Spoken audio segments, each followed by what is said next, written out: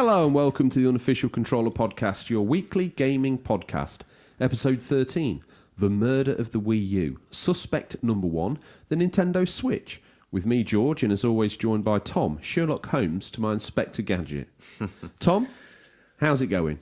I'm okay, thanks, mate. How are you? I'm very well. Cool. Very well indeed. Do you want to let the listeners know what we've got coming up this week, the running order? Oh my goodness. Slicker than glass covered in oil and slid down a load of ferrets covered in grease. Let's give them the lowdown that they care to hear about. Tom, first of all, we normally launch into What You've Been Playing, where we talk to each other sweetly about the games that we've played. Yeah, it's going to be a little bit different this week for me, because I'm going to be giving you a small review of Crash Team Racing. Get ready for this, listeners. Tom's got out his best crayons, and up on the fridge this week has been his review for Crash. Mummy's very proud, as am I, so I'm looking forward to a proper big boy readout and find out all about Crash Tag Team Racing. Facts. We digress, because that's the What You've Been Playing section. We then launch headfirst into some illy prepared and badly timed news, scouring the very latest in darkest regions of the internet to bring you the latest gaming news, listener. No, not you.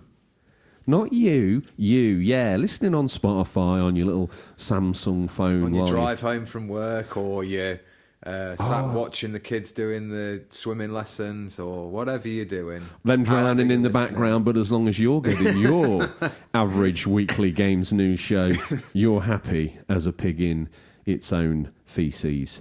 And from there, we jump to the feature. This week, we're talking about the clickbaity murder of the Wii U in the bloodied hands of the Switch located at the scene. And we're going to dive into the seeming disaster that was the Wii U and the rescue of the console and the launch into the Switch. We then go to the reason why most of you turn up, to hear us shout out your pickups on Instagram that you found out there from we role play you've picked them up from Stingray, but from thrift shops and car boots and flea markets and all that other good stuff where our American cousins pick up games. Dodgy midnight exchange of console games round the back of Five Guys in America somewhere. And then from that, we jump into the big man himself. He arrives. Stingray's boot, where we talk about... There's a lot of good new releases this week. He's back on the scene. All the family drama's died down. He's picked up literally a boot full. They're crumbing out the windows. Business is a booming. Business is a booming. A discreet exchange at the Wagon and Horses, and he's ready to supply the village with the latest new releases. And Tom, I think that would normally bring us to the end of the show. We're asking you what you've been playing. That was certainly an in-depth run-through, but that level of quality, Tom, takes some preparation. They're now ready to join us on the journey. I've picked up the key. The saying, as always, it's in the lock, it's turned. The show's unlocked, Tom. What you been playing? This week, I have been playing Crash Team Racing, Nitro Fueled. I picked up the Switch version. So it released last week on the Switch, PS4 and Xbox One on the 21st of June. It's developed by the Beanox team and published by Activision. The game is a remake of the original Naughty Dog developed game, which came out in 1999, many moons ago. 10 years ago. It also features content, though, from the 2003 game Crash Nitro Kart and also 2005's Crash Tag Team Racing. So they've got it all in a blender, mixed it up and made a bit of a fresh take on it. Is it loyal to the core game, or is it a bit of a greatest hits of the Crash series? Yeah, I suppose it's throwing in all the tracks of those games and some of the races and stuff. But I have a confession to make. Okay. I never played the originals, so I've come into this with some sort of fresh eyes, and I've been pretty impressed with it. He really has got his best crayons out. I certainly have. So gameplay-wise, it is very similar to the old ones. It's really tough. It was a shock to me after playing Mario Kart, especially the latest one, which is quite forgiving, Mario Kart 8. I haven't had a chance to try Sonic Team Racing and some of the other kart races. How does it compare to something like Sekiro? Is it that difficult? No, not that difficult, but okay. It takes a bit of getting used to. So if you're thinking of picking it up for some of your younger family members, some the Devinzillas. Yeah, the Devinzillas out there. The Game Boy Matties. Just be prepared, it might take a bit of getting used to. With the drifting is the more complicated part of the game. Yeah, I've heard that's key to unlocking the actual sort of You really core have of the to game. get on top of the power sliding and get the hang of that to stand a chance of progressing through it. It's certainly fast and frantic. There's some great power-ups there, missiles, power shields, like a bowling ball that fires out and rolls down the track, which is really cool. Wow. So there's a single-player adventure, which is quite Now, strange. this is what I for wanted to dig into. Is that just using the core levels of the first game? No, so it's got like a hub world, so you can... Like Diddy Kong Racing? Yeah, very similar. So you drive around this hub and you can drive into like a warp area and it takes you to the race. And when you've done the races, you can unlock challenges. So there's a certain challenge where you go through collecting the CTR letters, but you've also got to finish first, and that's really tough. But I enjoyed it, and it. So three letters in a box to pick up. Well, 3 letters scattered throughout the map, and some of them are in really awkward places. So you've got to get those and get back into first place before What the race game is had done. that? Halo 3. You had to get this. Was it the There's Spartan helmet? there was the skulls. You had to Yes. find. They were Not as difficult as that, but along those lines. I Yeah. So when it does give good replayability to levels you've already completed or races you've already completed. Moving on, graphically the game runs at 30 frames per second in docked and handheld. And it so Do you know, far, listeners, Tom's gone all out on this one. He's had the green screen lashed up to the Switch. He's counting frames. I am. And you can take this, listeners. Facts. My eyes have gone square. So That's impressive. 30 docks and 30 handheld. yeah, well, I've Whoa. been hearing some nonsense out there. People saying the PS4 and Xbox versions run at 60 FPS. They don't. Apparently, they run at 30 as well. I've watched comparison videos. Some people actually saying Crash's animation, like the main character of the series, his fur on the PS4 is very detailed, but it almost makes him look a worse character animated model. Overall, though, the animations for all the characters look fantastic. I've been playing as this character called Ripperoo, and he's like a... I don't know where he's like a dog or a kangaroo. Let's see. Is he voiced by Brett Dundee? Brett Dundee. For the Christmas special, we'll out Brett Dundee. He'll have to make an appearance one day. Yeah. And he's in like a straitjacket. And Tom's Australian alter ego. Yeah. Ripperoo turns around to look at you before you start the race in a bizarre sort of Hannibal Lecter style fashion. Oh, right. Okay. With his like tongue hanging out. Yeah. Really impressed with some of the animations of the characters on those. And some nice details on that. Yeah.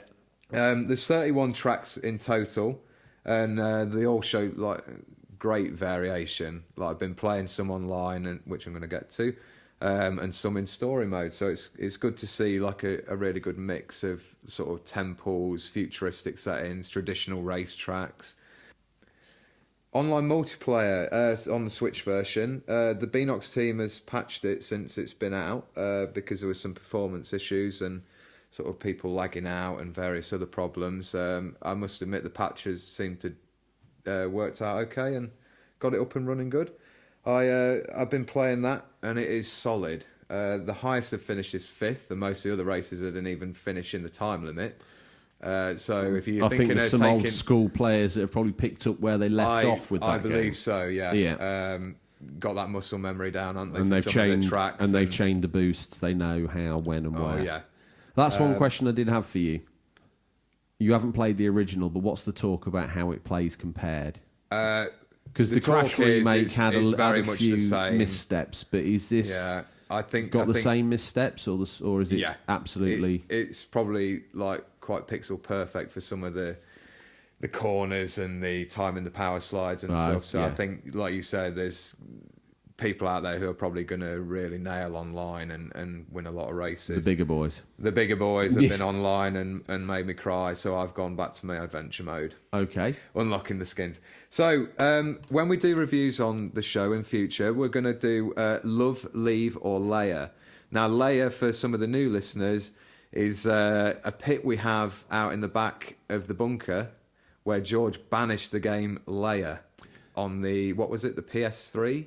Well, there was a game on PS3. I never banished anything called Lair. I banished a game called... I mean, listeners, we're episode 13. Goodness knows how many talked about this. I banished the game Lair. Okay. Lair. It's Lair. It's the Lair pit. The secret hideout for bad games. So we've got love, leave, or lair. Yes, Tom. Yes, Nailed very it. much. Tattoos Wheeled are out is working in a again. Sean Bean. The tattoos, the occult, sinister things that we do over your bed while you sleep have worked. The Lair pit. So I would suggest you love Crash Team Racing Nitro Fueled because it's a great game and it's a great nod back to the original. So pick it up if you fancy a kart racer. Fired up and ecstatic as always. Tom's wheeled out the bunker gaming room. He's given that game a positive thumbs up. He's loving it. Tom Loving gets to life. play all the good new games, and I seem to get lumbered with all the poo-poo old games. I know you'll that get through them though. I'm that need the fickle new retrospect. generation of like, no, graphics aren't jazzy enough. Turn it off. To get the Lair pit, someone had to put themselves through Lair. I don't think I'll never be the same man I was again. But who knows? We'll maybe fill that pit one more time. Oh, I'm sure. Yeah. Between now and when this podcast limps to its natural and imminent demise, that Lair pit could have at least one or two more titles thrown in there before we call it a day. But yeah, if any listeners want to let us know what they'd like us to review, if we can get our hands on a copy of that particular game, you can reach us at questions@unofficialcontrollerpodcast.com or direct messages, as most of you do, on Instagram and also Twitter. But, Going for the or- MVP status of the show, Tom is wheeling it all out today. and YouTube as well. So hit us up in the comments on there because all the videos, episodes are currently available on there as well. Tom, pull the begging bowl away, flip the card over that says homeless, and let's look a little bit further into the show. It's time for the news. Okay. We've scoured the very darkest regions of the internet to bring you the latest stories. First up, as always, we seem to mention it in a feature, and we have current Wii U news, Tom. Never let it be known that this current weekly gaming news show doesn't wheel out the freshest morsels. The Wii U has just received its first firmware update in 2019. Stability, seemingly, is all you need. Tom, Keep stabilising that system. Can only get better. if the download that you did on day one of the Wii U wasn't enough to kill you, this one in 2019 might just kill the console. Yeah. Next up, Tom, what you found there? Next up, we've got some PC news. Oh, Turtles in a high-end PC shell. It's called Teenage Mutant Hero Turtles Rescue Palooza, based on the cult 80s and 90s cartoon. It's a homage to the arcade and 16-bit games, and is filled with voice lines from the show. It can be played in co-op with a friend and plays like the classics such as Golden Axe and Streets of Rage. It comes with over 60 playable characters, and you can download that now from developer Merso X's website. That's pretty cool, isn't it? is there a price associated with that? I don't know. Maybe I think it's a free download.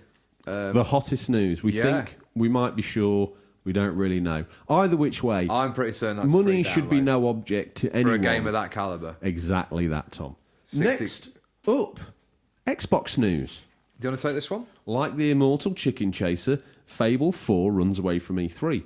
We were sad to see Fable wasn't at E3 this year, as we'd hoped, but we got a little bit of info from Phil Spencer, Executive Vice President of Microsoft.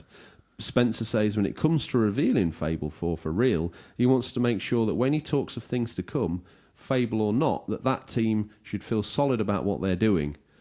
Looks like they're taking a leaf from Nintendo with not announcing anything too early. Yeah, it's probably wise, isn't it? If they show another CGI trailer, as we've talked about last week, Like Elder Scrolls 6. yeah, That's a mistake, wasn't it? Starfield. yeah, you're getting people too hyped for a game that's probably miles. Does this years confirm in away. a roundabout way that Fable 4 is out there, much as we reported in our special Xbox exclusives? Wanted, I think it'll Dead be Alive. I think it'll be in development. They've got to, haven't they? Yeah. Is that too good of all the games? Of all the games they're bringing out, they've rested Fable Yeah, it seems to be the one people most wanted at E3 from them as well. Well, we don't. Well, probably bar Halo, but We get trotted out the iterations of Gears and Halo. Fable kind of fell off the sequel bandwagon for a while. Might be good to see it again. yeah, I think so.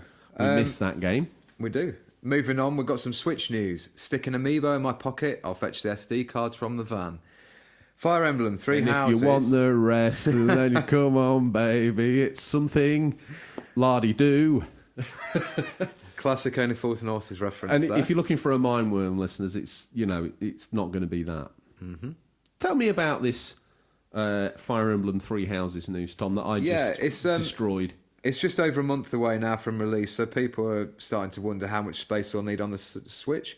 Well, it turns out a digital copy will take 11.9 gigabyte, and that's the digital.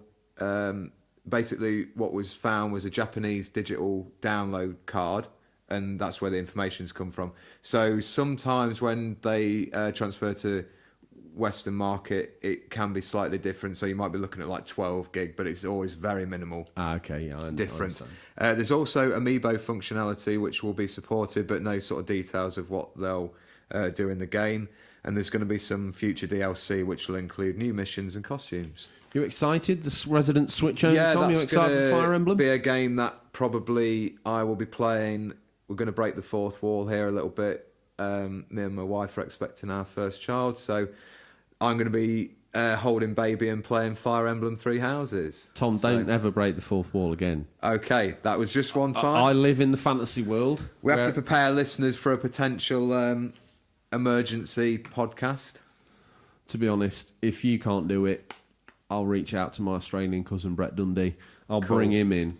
He's Tom, always keen. Last bit of news. We've gone and spooned ourselves another sponsor. And talking of spooned, much like I did as the youth at football, Tom FM has spooned in an absolute belter.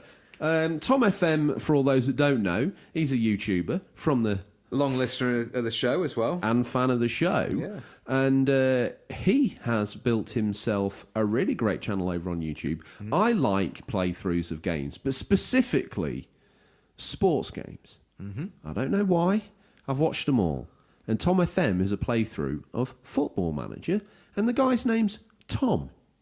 You should look him out on YouTube. No, it's not Tom doing a sideline, another dodgy Stingray feature. It's not me. It's Tom FM, and he's doing a playthrough of the Lincoln lower division team, Lincoln United. Yeah. And he's taking those through season by season basis, but he does it in such a real cool way because he gets involved like he's actually the manager. And when I watch these episodes that he puts up, I feel like I'm watching an episode of Match of the Day. You get a little bit of info about the game, you get a little bit of info about the teams coming up, he like builds a story about the players. Listen, he's real good on the mic, isn't he? We implore you to check it out. He's got a real nice vibe about We him. definitely watch just for tips on mic.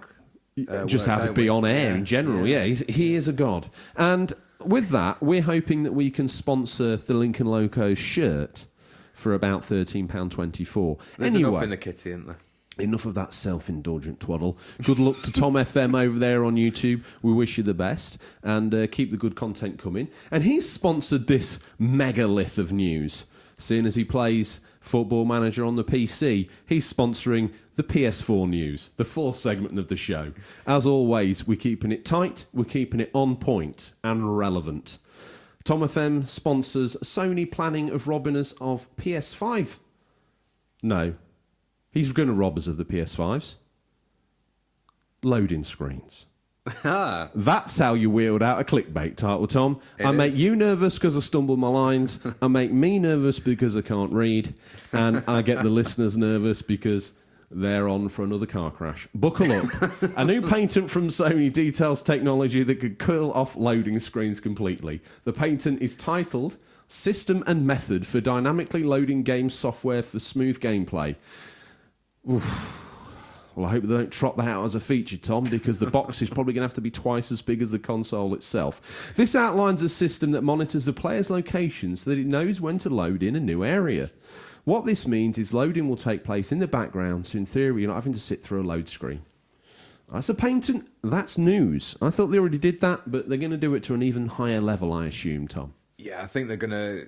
It's not going to be as obvious, is it? We're not going to have those horrible plain black loading screens. That is one thing I forgot to mention in my Crash review. Terrible loading times, up to 50 seconds. Shorter on PS4. Did you measure those yourself? I did. Got my stopwatch. Shoes and socks off, listeners, to count up to those heady numbers. Twice.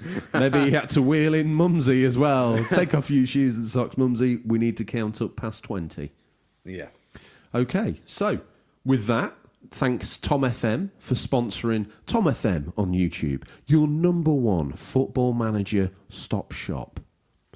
I don't think he came up with a catchphrase or a tagline, but that's what he sponsored the segment for. It was down to us to wield a rather clumsy line and talk about his great channel.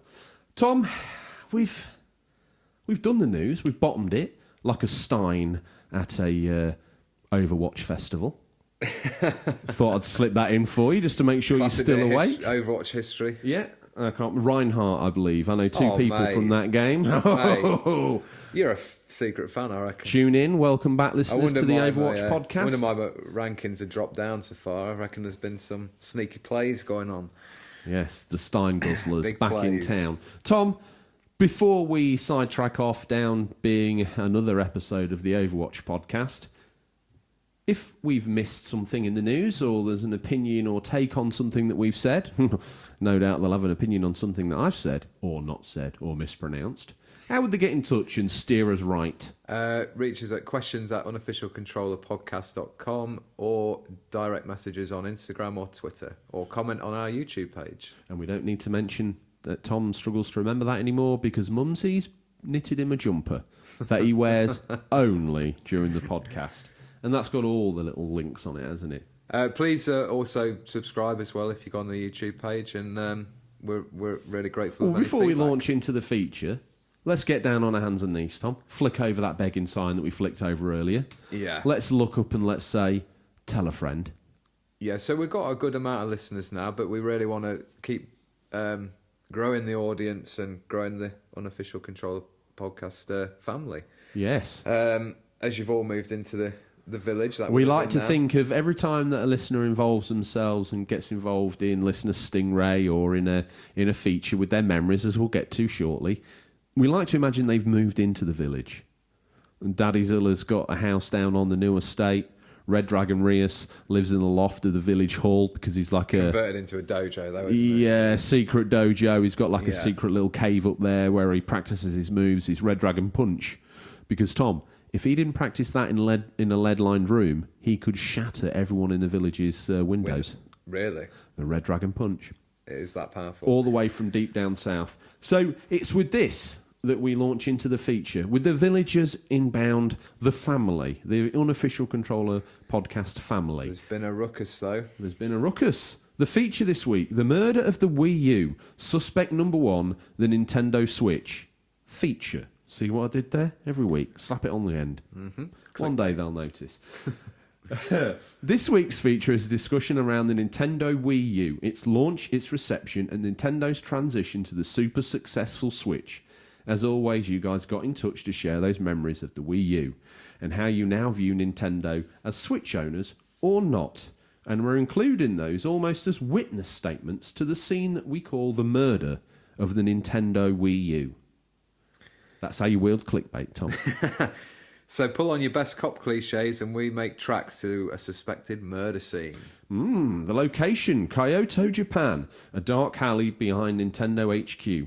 The scene as we describe it. The Wii U on the floor, seemingly dead. The controller screen, black and inactive. A chalk line drawn around it and a handful of games strewn on the floor. One witness or possible suspect, the Switch, clutching its own versions of the Wii U's biggest hits, found at the scene of a routine stop and search in the vicinity of the freshly deceased Wii U. Well, dear listeners, what does all this mean? Let's look at the Wii U, the freshly deceased as we call it. Let's go deep. Let's look into who this strange console really was. And Tom, before we do that, let's start off with this first witness statement. Let's hear from a listener who is close to the Nintendo family, Foggy on Toast over on Insta. I was obsessed as a kid. with Nintendo. I had everything up to the Wii. The GameCube was my favourite, and also the first console that wasn't a hand-me-down from my uncle. The Wii U, however, was a huge disappointment to me, so I fell out with Nintendo and didn't bother with it. Flailing while gaming isn't relaxing to me. I gave them another chance with the Switch and have no regrets. So they seem to have forgiven Nintendo for the murder of a couple of consoles, and they're happy with their Switch now. Foggy on Toast. New name to the show. I've seen it around. Welcome. We haven't heard it for a while, I don't think.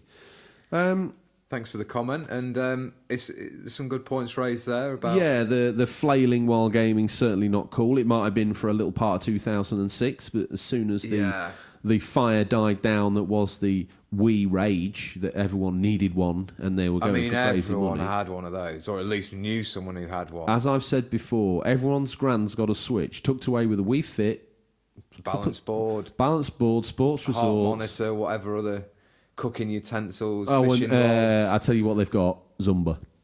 Yeah, Zumba. They'll have Zumba for that Wii. They will. Won't ever use it. Do they do the Wii Zumba session down at the Village Hall still? Oh, I wonder who would do that. It's not going to be Red Dragon Race, is it? Is it too... No, is that... he's not into that. He gets on at them because they take... We've talked about this before. Mummyzilla does the Zumba classes down at the Village Hall, Tom. Often falling out with Red Dragon because basically... Devonzilla needs to do Kung Fu. They're double booked. Yeah. So exactly. they try and run their lessons at the same time, but unfortunately, Deb's Babs got a Red Dragon punch to the throat while trying to do her final Zumba pirouette last week, Tom. Yes. I like the way you lightly just throw away one of the casual listeners getting throat punched by Red Dragon Reus. I mean, that guy can crack. We're at a murder scene, though, so it's small news in the village this week. Unlike... For once, Tom, you've had to shake me up and get me back on scene. You're absolutely right. Now, like all good crime stories, Tom, the Wii U had a troubled upbringing. It was seemingly embarrassingly pushed onto the scene with very little fanfare, Nintendo treating the poor Wii U like something it really didn't know what to do with. This is part, as they say, of the problem, Tom. Due to strange marketing decisions, the Wii U was seen by many as a peripheral, or another peripheral, for that Asian Wii console. That's a good... Sorry. Yeah, let's talk about that because what was really going on? Misunderstood, wasn't it? Very much. So many people thinking it was like some kind of tablet add-on for the Wii. It's how it was advertised. It was, really. Did we see the console in the advert? No. Did we see a load of remotes? Yes. We did, yeah. Did we see Motion Plus and all these great Wii controllers and all the things getting wheeled out? We did. I think they were trying to do a good thing in the fact that you can use all these old Wii things to go with it. I think that we've talked about this. It was backwards compatible with the Wii as well. Yeah, I wonder now, we've done this whole feature and I wonder if it's all redundant, because I wonder if presented with the news and the wave of information of all the Wiis they'd sold, did they panic? Did they think... oh, we've got such an installed user base. They've all bought remotes and controllers and Wii Fit boards and all this other stuff. We need to bring out a new console to stay relevant. But we don't want to alienate. We don't want to alienate, Grandmother Shirley from Blackpool who bought one for when the grandkids come round. Yeah. I mean, they probably shouldn't have worried about alienating Grandma Shirley because she wouldn't have bought a console before or after again. The Wii was like a moment in time. Will anything be that successful? Well, obviously, all the consoles have been that successful, but for Nintendo, it was a runaway hit, that Wii. I think potentially if VR gets bigger and better, it might stand a chance, but it is a phenomenon, really. Of motion control. Yeah, it's weird how it just caught on. Hopefully. Again, even like the original motion control wasn't even that great. I mean, I bought one on launch mainly for playing Twilight Princess with the sword and it's a glutton for punishment. He is. Brought it round to yours, and you were quite impressed with the Wii Tennis and stuff, but it didn't feel like the tracking quite had the most accuracy. I knew it wasn't a bigger boys console, and then for some strange reason, and we'll get to this, I just pwned it up for a Wii U at launch. You did? Yeah. What the hell? So the Wii U, it launched worldwide across November 2012, and finally in December in Japan.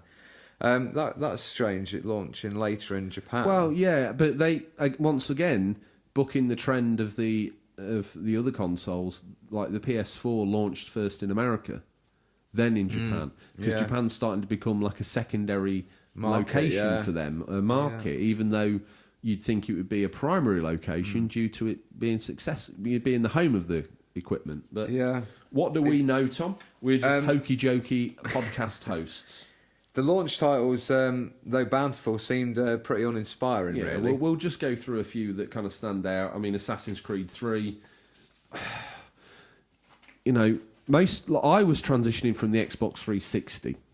So a lot of these games that were seen as launch titles for the Nintendo hardcore that had stood by the Wii and not played these bigger boy games, when I rocked up to get my Wii U, I didn't want to play Assassin's Creed 3 again. I didn't need to play Arkham City. That Batman Arkham City Armoured Edition had a few features added, bolted onto the tablet, from what I remember. But nothing like, again, already playing it. I honestly still think I'd be part. I still think I'd come out of that feeling like I'd been robbed. What else have we got on there, Tom? Call of Duty Black Ops 2. Yeah. Darksiders 2, which was an odd inclusion, but Epic, good game though. That. Yeah, it is a good game. If you want a grown-up Zelda for the bigger boys, give it a shot. Epic Mickey 2, which was all the rage at the time. FIFA 13, EA supporting it, fleetingly for a moment there. Funky Barn. I should have researched it, no idea. I'm sure it's isn't that CGI farm game to go in line with the movie at the time. Game Party Champions, no idea. Just Dance 4, you can't have a console without a Just Dance game. Still reeling them out. The new Super Mario Brothers U, which we'll get back to. I was never impressed with that, and maybe should have been my launch title, but it wasn't. A rehash of a DS game, but I'll save my salty tears for a little bit later. Ninja Gaiden 3, Razor's Edge, which I don't think we saw in Europe, but not a bad game for our American cousins. Nintendo Land, I mean, that's in the top 10 best games. I think if it wasn't a pack-in, it would barely make a footnote in the history of the console. Let's talk about that for a moment, because that was in your launch pack-in. Yeah, Oh, he's folded his arms. He's defensive. He likes Nintendo Land, ladies and gentlemen, listeners. The arms are crossed and the expression is stern. He's defending it. Yeah, having picked up the console in November and having very little to play over Christmas, I wheeled out Nintendo Land for the family, and they were quite impressed. My issues start here. You need controllers from your previous generation console, the Wii. Specifically, they need to be Motion Plus compatible. This is hard-walling off adopters of the console. I didn't have a Wii, didn't care for it. Thought I'd give a Wii U a try. Get it home that night. Have to sit through a download. When I finally do, the download was terrible. I want to play multiplayer on my new game. I can't. Why? You need a controller from a 10-year-old console. This is a very strange set of circumstances, Tom. It'd be like sitting down to play PS5 and telling you if you wanted to play multiplayer, you need a multi-tap for the PS2 and a host of PS2 controllers. It's insane. Crazy. What else have we got on there? Rabbids Land. Interesting. That was a bit of a sleeper hit in the end, wasn't it? Yes. Same as Scribblenauts Unlimited. That went on to do relatively well. Again, looking back not that long ago, some of these games that were big names at the time, but now seem to have just sort of fell by the wayside. Sing Party. Again, can't have a console without a singing game, Tom. Especially not a Japanese one. Skylanders Giants, no idea, but I'm sure that involved a connector pad and all that. We should mention that the Wii U gamepad had NFC technology. Was this using that, or was this using... Yeah, I believe it could use that, yeah. Okay, so all that previously bought Skylanders tap, now completely redundant on the Wii U. Very true. Sonic and All-Stars Racing Transform. That tempted me at launch, I have to admit, but not enough, as we say. No. Not enough. I think they have always paled in comparison to Mario Kart and Crash. System seller here, Tom. Transformers Prime the game. Didn't notice it slipped out of Tekken Tag Tournament 2 Wii U edition. Yeah. Again, you're not going to say that in a hurry if you want it passing from the shelf. Warriors Orokai 3 Hyper. Wipeout 3. Your Shape Fitness Evolve 2013. And the last one we get to, this is the one that we probably did actually like on launch, and we both picked up, is Zombie U. Like's a strong word. If I was to be put to death, I'd prefer electricity over death by 1,000 cuts. Zombie U was death by 1,000 cuts. For me, it was I like roguelike games, but in the same token, I don't like roguelike games. And it was one of those games where I felt like I was failing all the time, every time I died. And what made it super hard for what I would call a casual player like myself was that if you died in an area full of zombies and you had some really cool stuff in your backpack, to retrieve that inventory, you have to go with your 0 level character to a place where your XYZ level character had perished at the hands of some nasty undead lurkers. And then battle them to get your stuff back. And that gameplay loop hurt me. I quite like that. I was impressed with that game because it did have that sense of dread of, like, if you did get attached to one character, you really didn't want them to die. You wanted to get them through to the end of the game. There's some good twists and turns in the story, and a heavy reliance on melee weapons because the ammo is quite a survival horror. I was going to say, I got a Condemned vibe from it. Yeah, Condemned cross Resident Evil.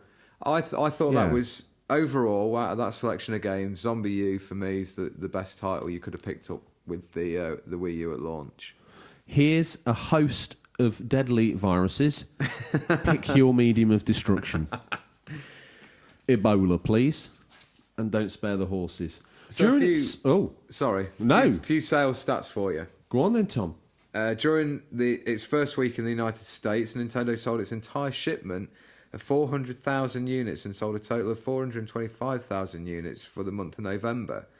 According to the NPD Group, it also sold over 40,000 consoles in the good old UK's first weekend.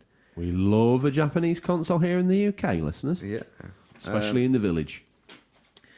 And listeners, count your two hosts in that number. Yeah, we were there. 40,000 units. 2 of those attributable to the Unofficial Controller podcast.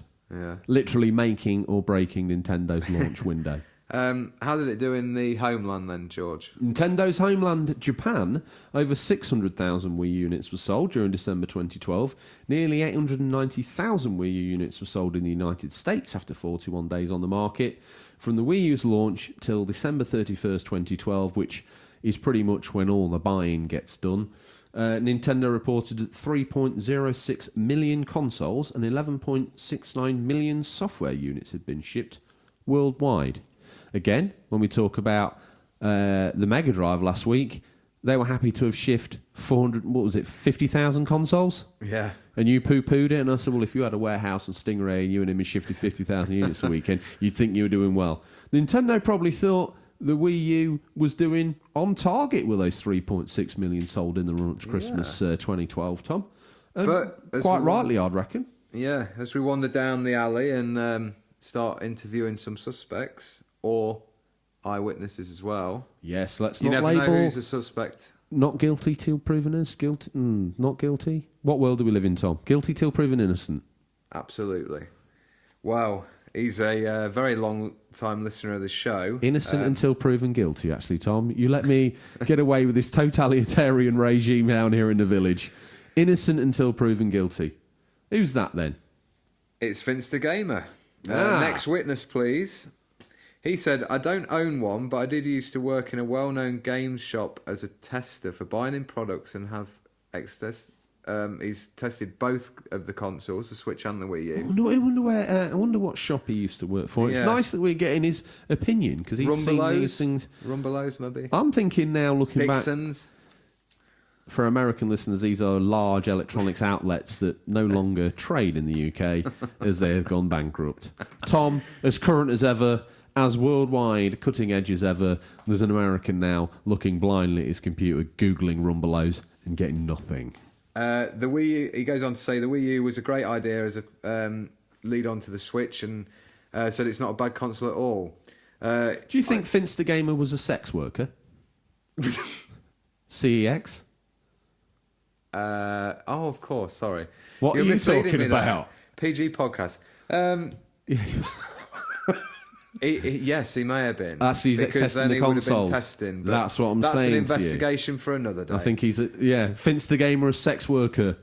Yes, I feel like the Switch took everything right about the Wii U and fine-tuned it to be the perfect handheld and stationary console. I'd buy one in a heartbeat if I had a spare 300 quid knocking about. Like you do. Yeah.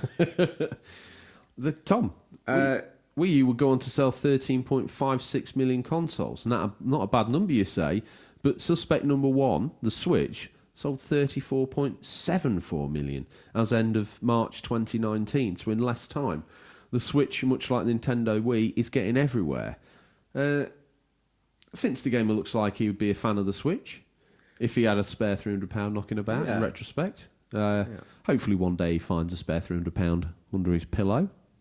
Yeah, he needs to maybe get on the Stingray's bandwagon and... he could maybe trade some of his Xbox titles. He could. With Stingray or down at his former employer, CEX. Sex, Kex, call it what you like. Anyway, enough of those numbers. They don't do the Wii U any favours, do they? So let's talk about the concept and then on to the games. In theory, and maybe a little bit ahead of its time, the Wii U made sense for the modern family, sharing a room and a TV, allowing for gaming on the pad. Good idea. Or in an alternative form, using the pad and its touchscreen to interact with the screen, encompassing NFC tech for popular amiibos. And that's for the parents listening, who aren't as cool as the younger crew. Near-field communication technology. Very good. Facts. Wheeling them out. It also packed a host of motion sensors and even a camera. Let's just talk about that controller for a minute, because... Yeah. They've been known for always breaking the... The funny thing is, they were barking up the right tree, but they had the wrong criminal. They were close, much like weren't us. they? I'll tell you my disappointment. Yeah, very much like us. I was thinking about this. One of the things I was most excited for was being able to just go into another room. I mean, is it much beyond the pale to imagine that I would like to go in the room above the room where the console's located, separated only by a wooden floor, Tom? Yeah. And find that I get the immortal, you're too far away from the console screen. The range was terrible. How could that be? I know. How With could that the technology out there at the time, it was a joke. Like, let's say I'm working at Nintendo Towers. We're trying to get the Switch out, the Wii U out for a certain budget, and we're talking about what this pad. I might want to play it anywhere in the house. Oh well, yeah, as long as they're in range of the router, you'd think that would be fine. No, pare the tech down in the pad a bit more. Pare the tech down in the pad a little bit more. Pare the tech down in the pad just that little bit more. Yeah, but boss, I mean, you've got to be sat 2 foot away from the screen. You've got to hold the controller up against the physical console, even to play a game. Like a very old-fashioned TV remote, getting line of sight. Exactly like that. Almost cabled up. It was not great, was it? Do you think they kind of came up with that idea halfway through and someone was like, hey, do you know what? This pad's kind of got a little bit of range on it. It's not just for flinging ninja stars at the screen. Maybe you could, like, play a game on this. It just seems very ill thought out for the normally very skillful and technologically eloquent Nintendo. Yeah, they were pushing an idea that, in theory, was like really good. That whole point of like, right, Mum's come in, she wants Emmerdale on the telly. Well, well, that's all right. I can carry on my game, sat on the sofa. And much like, I mean, they went all Mystic Meg, Tom, but they went a little bit too far into the future. Much like the Switch gets used now. Kiddies playing Fortnite in the corner of the room. Mum's watching Emmerdale. No bother. Yeah, they certainly got the idea sorted for the Switch, didn't they? Yes, and we go on to say... Second try is better. Unfortunately, the idea of playing this in another room to the console is not likely, sadly. The tech all based on in-room interaction, maintaining family unity by keeping them all in one room. That's an alternative take. If I'd been a Nintendo's press officer, I'd have spanned that out. I'd have been like, well, you don't want Johnny going off in another room where you can't supervise what games he's playing, all the content he's watching on YouTube. Get him in the room, playing with you. Unfortunately, if you had a big lounge... zombies with a cricket bat. As he slays. Very British game. Yeah. Well, it wasn't a bad idea, was it? But it wasn't executed well. The thing is, we guess as gamers, we're all guilty. We didn't know what we wanted, but this experiment by Nintendo basically created the Switch. Yes, very much. The reliance on the Wii remotes was also it was a big oversight, wasn't it? You're getting your brand new console and you're picking up controllers for a car boot for £1. Something feels weird there. Again, they didn't want to alienate people, and it was a very, I suppose, with the world as flooded with remotes as it is, people could grab controllers quick. but I don't think they really had an alternative. Well, they launched the console like gamepad's great. Hang on, what if you want to play 2-player? How are we going to do that? Remote. Mm-hmm. That wasn't very cool, was it? No. Well, it's funny you should say that. Davy Bones, over on Insta, another eyewitness. Yes. Long-time listener as well. What's he He's got to always say? about when we need some information. What's he seen, DCI Tom? I think the Wii U is an awesome console. The name was awful, and they showcased way too much compatibility with the remotes. Oh, yes. At that point, I had serious motion control fatigue. That's a really good point. Like, a lot of us were sick of that. Yeah. Wanted a traditional controller. And don't forget, the other consoles were trying to bolt it on with Kinect and 6-axis and move controllers. Yeah. Exactly that. He goes on, I also think it should have come bundled with the Pro controller and took their time with the gamepad and released it on its own. That's This actually would a pretty also good brought idea. the console's cost down as well. Davy Bones, if you're short of work in your day job, you ought to give Nintendo of America a call, because there's some pretty solid points he makes there. Yeah. I don't think I'd have missed that controller at launch, Tom. The tablet. Yeah. Yeah, it's almost like for what they had as launch games, you could have had that Pro controller and had the traditional. It'd been no bother, would it? Yeah. And then maybe I think it would have almost looked more Mario like a new console as well, like with that control pad and with the machine. Because most people, can you remember the console when it launched, the box? I'm holding up a fictional box now. I see He said sees it with fictional his box. eyes. Yeah.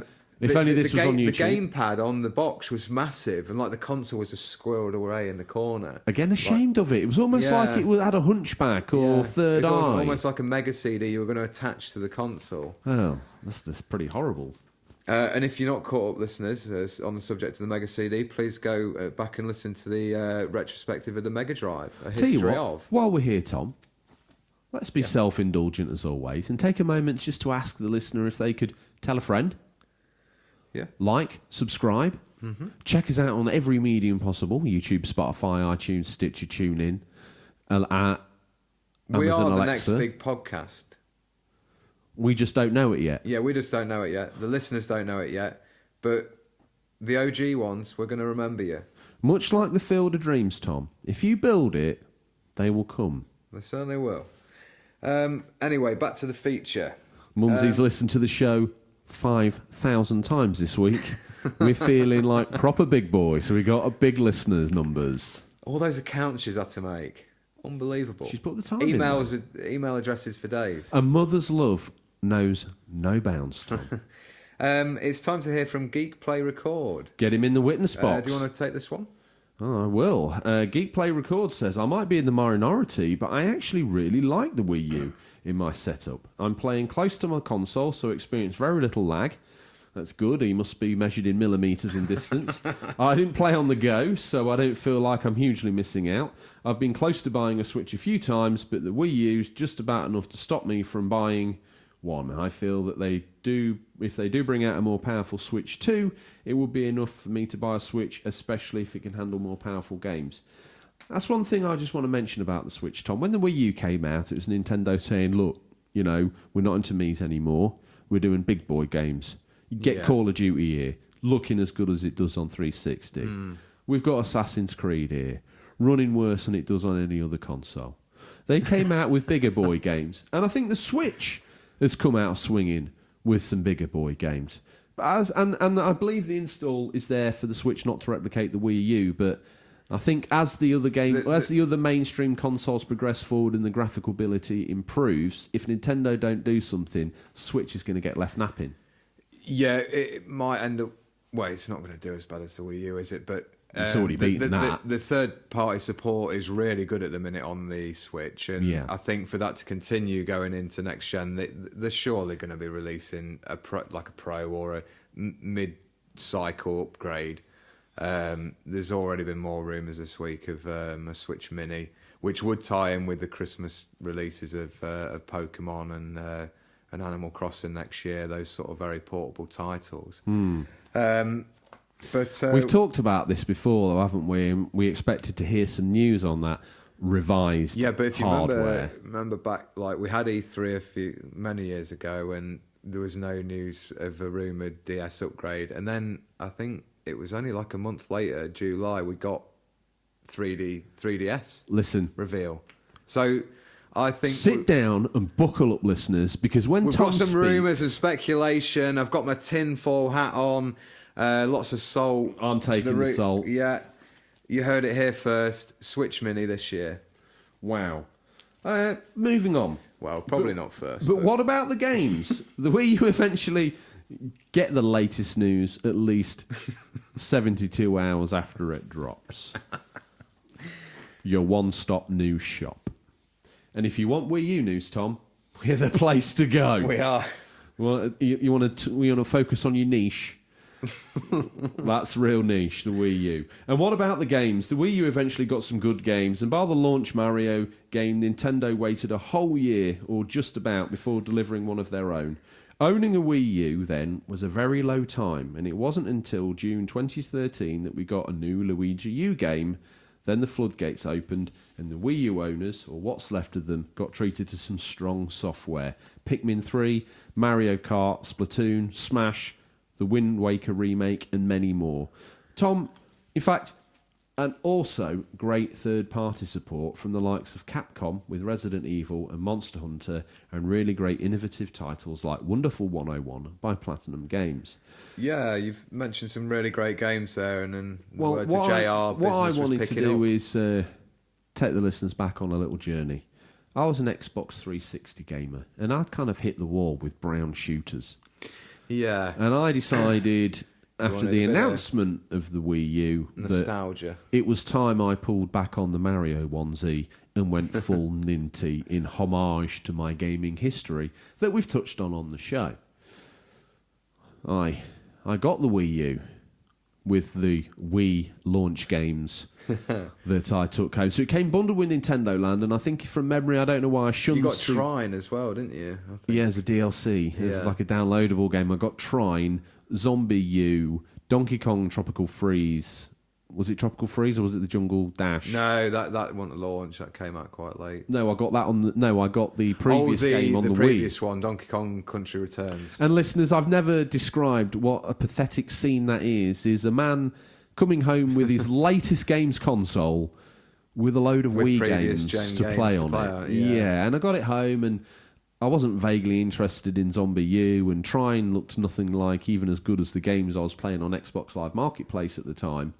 And I felt very, very disappointed. I looked for more titles. None came through that even remotely interested me.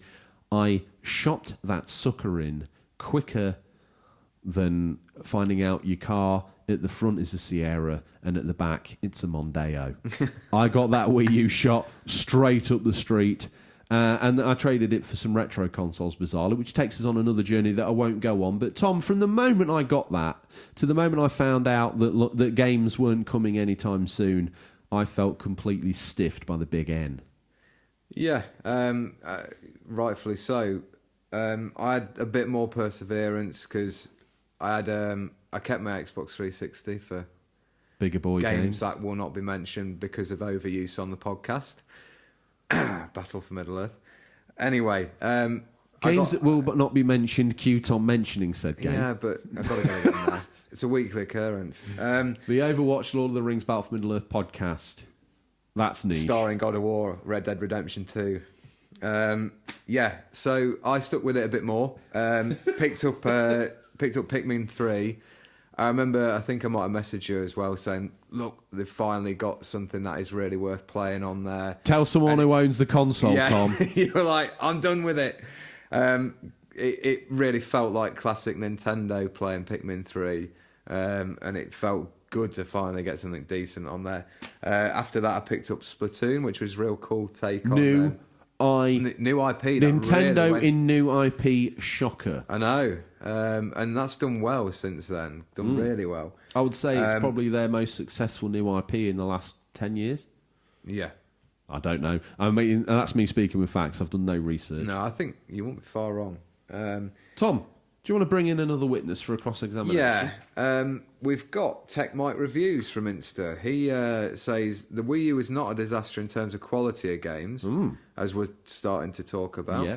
Nintendo did drop the ball on marketing it correctly, though. the Switch has been a huge hit and something that wouldn't have happened if the Wii U gamepad hadn't have happened.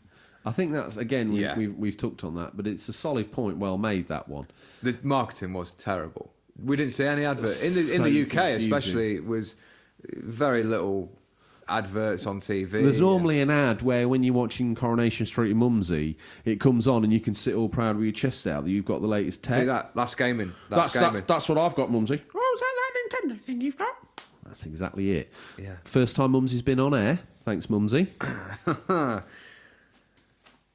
Yeah. So Tom's a little bit embarrassed that Mumsy's on air, but don't worry about it. She should be. The show wouldn't exist without her. Yeah. I've told her to get some more fridge magnets because I've got more reviews coming, so need them up on the fridge. Tom, for a minute I thought you were promising out more merch that we haven't even got the budget to get. That's a great idea, though. Daddy Zilla banging on the door screaming, I need a bumper sticker, I need a bumper sticker. Unfortunately, I had to rather embarrassingly tell him that the bumper stickers were a figment of your imagination, Tom. They will happen one day. We just need to grow the audience more. And then the fridge magnets as well. Anyway, we're rambling again. Sideline, Tom, that probably doesn't need exploring. Yeah, the quality of the games was picking up. And by the end, you had a good library of games there. Yeah. Much like as always, Tom, one of the villains of the scene. Oh yeah. EA pulled support in 2013, shortly followed by Ubisoft, citing in their defence lacklustre sales of the console. I think we should defend Ubisoft here a bit because they tried. They put a lot of games out there. They clearly weren't selling, so they're not going to... Do you think as soon as EA pulled the plug, Ubisoft were like, oh, thank God for that? Yeah, they'll take the hate. We can now quietly announce that we'll not sneak doing out it. by the fire exit and jobs are good. And that'll be fine. Yeah. It's also important to remember that anyone who had a voice in gaming at the time likened the Wii U to the Sega Dreamcast, and there was many rumbling blog posts or YouTube video posing the question if this was to be Nintendo's last home console. Again, in the success of the Switch, how soon fickle that we are that we forget. Who's that guy who's always... Is it Patcher? The doom and gloom guy. I've got no idea. Yeah, he's always out there. Listeners probably know him. He just chats sort of... He's got a random corner of the internet, much like ourselves, that he rambles so his Mumsy can he's quite big. He's quite big, but he shouldn't be. Oh, right, okay. I'm laying the law down on that one.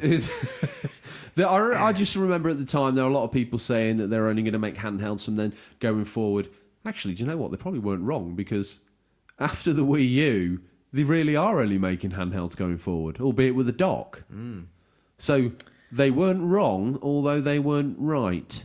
Sounds very much like the opinions on this gaming news show. Yeah. Well, it's here we need to investigate our prime suspect now. The very successful Nintendo Switch. He looked guilty. He does. Shame. Yeah. With that red and blue Joy-Con on each arm. Oh, I know. All blazoned up like... I don't know. He's the big Lord Ponsonby of the... Ponsonbury. Of the estate. You need to get Mumsy's fictional Mumsy's fictional boyfriend's name correct, Tom. Else the funding for this show will get slit like a goose's neck at Christmas. Doing all the things the fan base wanted the Wii U to do, and all these great selling games on the Wii U, hoisted up as awesome Switch games. Games on the go in form of AAA titles, anywhere to play to just within sight of the console. Also utilising motion control and HD rumble, even much like the Wii U in its early days, but with the installed hardware base and the third-party support in there too. Yeah, we kind of talked about that, but at the moment, third-party support seems to be strong for the Switch. If that continues forward, we're not sure. Obviously, the install base is there, but is that going to be enough for EA and Ubisoft to keep cranking out downgraded versions of games for this console?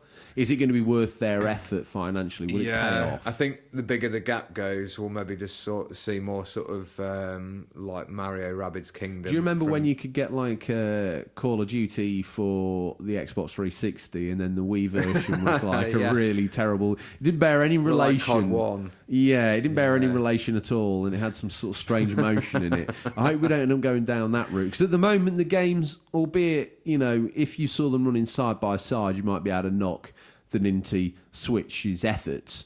But if you saw them in there separate from one of the bigger boy consoles, I think the Switch is certainly adequate at the moment. Yeah, I mean, during my notes from a review of Crash Team Racing, I watched a couple of comparison videos of the PS4 and the Switch, and very minimal difference, really. It's more apparent in some games, obviously high-end PS4 exclusives and Xbox Gears, those sort of games. You'd be hard-pressed to get anything like that on the Switch, but it's done some good stuff. Yeah. Time to hear from another podcast crime agency, some hot tips in from Precisely Podcast, who say, love both systems, happy they ported most of the games over, though being able to take your Switch anywhere is where the Wii U was lacking. I suppose that's actually a good point, Tom, because you had a Wii U and you've got a Switch, and at the moment you're suffering from a lack of games. Not because the games aren't coming out, but because you've already played them on their previous system. Yeah, if we're talking about like Nintendo exclusives, they have over the last couple of years ported over a lot of the Wii U games, which is a good thing because some really good games on there, and it's given a whole new audience a chance to play them. But for me, it's not a very good way to treat your hardcore loyal fans that bought that last steaming dog poo you brought out. It's done. Like marketing wise, it's clever because it fills in those gaps between the new exclusives. So it's not always a bad thing, but it certainly makes it seem like a long wait for like your Luigi's Mansion 3 and new Pokemon, etc. Sure. So that was Precisely Podcast there. Sir Doyle Dono feels he needs to get this witness statement off his chest. I love my Switch and was never interested in a Wii U. The controller seemed limited and toy-like.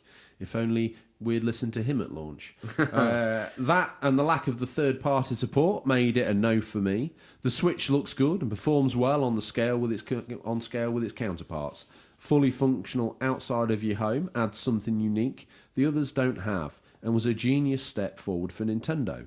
It doesn't hurt its library's been great, and previously released games are now mobile. For those of us that travel often. Oh, he makes a good point there. If you don't want... I think that sometimes the 3DS, 2DS, DS games, they aren't as deep as you may want as a gamer. And also, if you're enjoying a game at home, let's say you're playing something pretty deep like Breath of the Wild or Mario Odyssey, and you're really enjoying it, and then you think, oh, I could take that to work with me tomorrow, play it on my lunch break.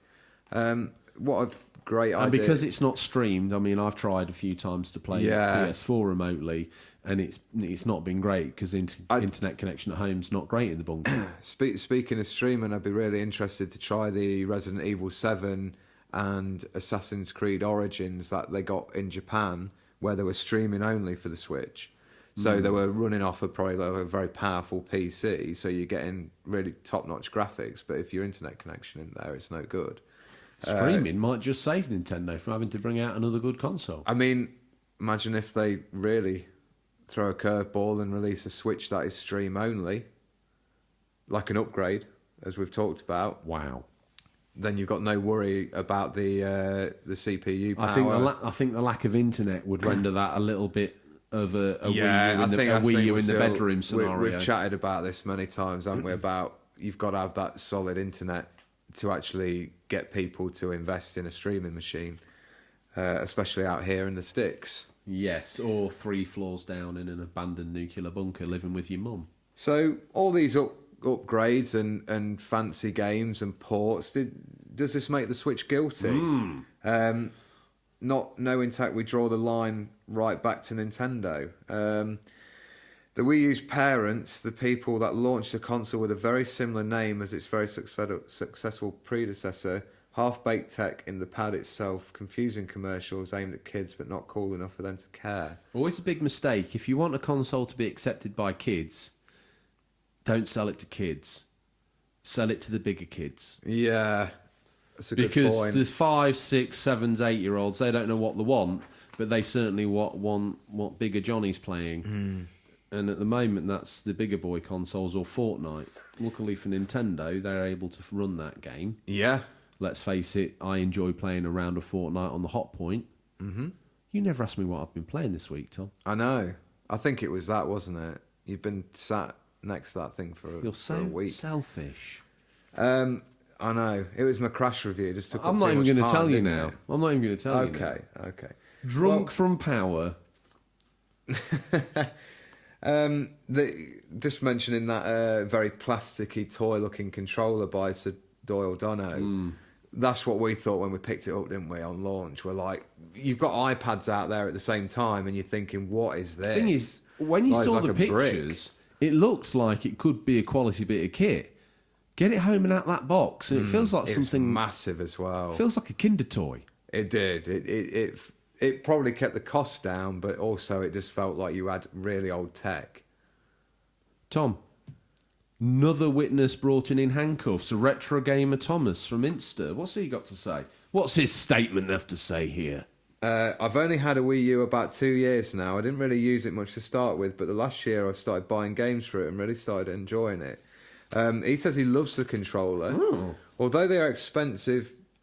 He's talking to the controller there. They're expensive, Yeah. but a great idea nonetheless. Yeah. Oh, they did do a like a standalone gamepad, I think, at a certain point as well. No, Did I they checked not? into that. No, Ah, right. can't buy them separate. And even if you could get hold of one, They don't work, do they? it would be absolutely useless. Yeah. Which I think's a shame, because if they'd got that pad down to like 80, 90 pounds, and you could have two running simultaneously. Yeah, because that's what originally in some of those early concept trailers they were showing two being used for the same console. And that would be really cool. I think obviously because it bombed a bit, they cancelled the idea and probably put some of the games on the back burner. Sounds like the tea leaf readings for this show, Tom. He goes on to say, as for the Switch, Nintendo seem to have smashed it out of the park this gen. And although I have played on one, I've yet to buy one. The main reason is it seems to have a lot of last gen games that I've already played, which puts him off a bit. If a new IP hits the system, it's going to be a must buy for him. Also, yeah. next up in the witness stand, a new name to the show, Retro Gaming Buddha 83. That's Buddha, as in the religious dude. This guy's the religious dude of retro gaming itself, Retro Gaming Buddha 83. New listener over on Insta. The Switch was the next step in evolution for Nintendo. I agree with marketing being the Achilles heel of the Wii U. The Wii U should have received a mid-gen upgrade like the PS4 Pro. I believe Breath of the Wild was instrumental in Switch units being sold. Once again, Tom, if the Wii U hadn't given enough, it gave its final killer app to give birth to the Switch. Yeah. The ultimate sacrifice. Switch units. I myself had a Wii U, didn't really like the idea of the tablet. Too bulky for my taste, but this tablet Switch is slimmer and so much more. Someone mentioned all the good ports for the Switch, from the Switch to the Wii U, or the Wii U to the Switch. Why not port the really good games and give them a better life on a better console? I wish we could have asked Retro Gaming Buddha what he means by that, because they've released a lot of games, haven't they? Yeah, I think he's saying, why not? Why not bring even more? Yeah, there's still a few out there, and I know a lot of people really want to see Wonderful 101, which is a very hidden gem, which I think maybe one day I'll do a bit of a That's the game that retrospective intrigues on me. it. My goodness gracious me! If he's not still giddy from his review of Crash Tag Team Racing, which he's claiming is a love, not a lair, by the way, he's threatening to do a retrospective on the Wonderful 101. The Super Mario 3D World as well. That's another one that they could probably wheel out on there. Haven't they already wheeled out one that's similar? And can they wheel out Wind Waker again, the Remake Deluxe? I mean, they're not ashamed. Fantastic. They're not ashamed of slapping Remake Deluxe all over these games, are they? No, to be fair. While we're at it, Tom, sounds like Daddy Zilla and his partner in crime, Devon Zilla, found looking suspicious round at the back of the village hall. Tom, what have they got to say for themselves? Devon Zilla, he really digs Splatoon and Yoshi on the Wii U. Nice little bit of taste there, Devon Zilla. Well done. Yeah, very sort of family-friendly games as well, they are. He says, I didn't buy a Wii U until the Switch came out. I've only had one 6 months, but he likes both the systems.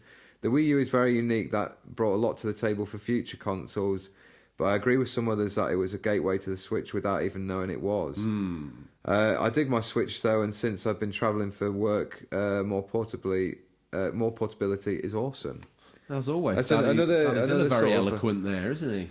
Another person saying it's great for travel and just playing on those 10-minute times you get. You find as well with the Switch that they're really pushing some of these smaller indie games where they just pick up for 10 minutes to have a blast. Dead Cells is a great game if anyone's got a Switch and want to pick that up. The thing is, I'm for these indie games, but what I'm most nervous about is lack of curation. Sometimes, like Sony, they're making the misstep of pumping out absolute total nonsense that they've not even curated to check if it's spelt correctly in the descriptions, much as we struggle with on a weekly basis in the new releases. I'm a bit nervous that the Switch has put its hand up to be home of the indie developer, but does that mean it's going to be awash with 1,000 games and you miss the likes of Dead Cells because you've got 400 cooking Mama clones? Yeah, we've discussed this a lot of the time, haven't we? Yeah, I just wish that... Shovelware. But a lot of the PS4 was like claiming to be the home of the indie, and they had T-shirts made and slogans, and it was the place where the indie games went, and they got swamped with nonsense. And now they've probably a little bit more successful. They don't feel the need to pander to that anymore. They're missing out on some great games, but I think for the most part they've got it queued away. Nintendo's Switch now seems to be a mecca for indie games, and I'm starting to wear a bit thin with them. Well, and I don't want the Switch to be swamped with average to poor mini games just because we've got 1,000 games. Yeah, but 995. I mean, we don't want to sound too harsh with this as well because there's some phenomenal indie games out there. Yeah, Hollow not at Knight, all.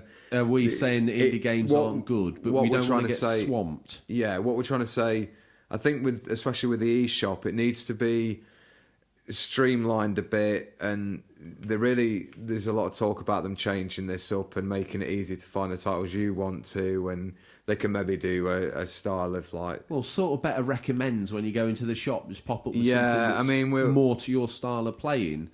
There is a lot of like these mobile games as well that are now ported to the Switch. Yeah, that's the problem. They're catching on with, like, the kids love these like tablet games, and it's Ramble. We don't want it. No, we don't want it, and I think the larger gaming audience, once they've tasted other games, proper games on the Switch, these games aren't going to get bored. This is where Nintendo are trying to dabble in the mobile phone market. Here's Mario Kart Tour coming soon, I believe, to mobile. Now you've tried that, why don't you come on the Switch and try the full-blown like Mario Kart 8 Deluxe? It's a good idea of bridging the gap from mobile to, but we'll still have to see how that pans out. Yeah, we will. It would be also nice if they could, I don't know if they do or not, and we need to do some research on this, but offer a handout to, an indie developer. They see us come up with a really great idea, and they actually say, come close, work with some of our AAA staff, and we can turn your gem of an idea into an exclusive big game for our console. Take your core and turn it into something Nintendo-based and big. If we look at Zelda recently with Cadence of Hyrule... that's a good example. That's done really well with some great reviews. I think I will pick it up eventually.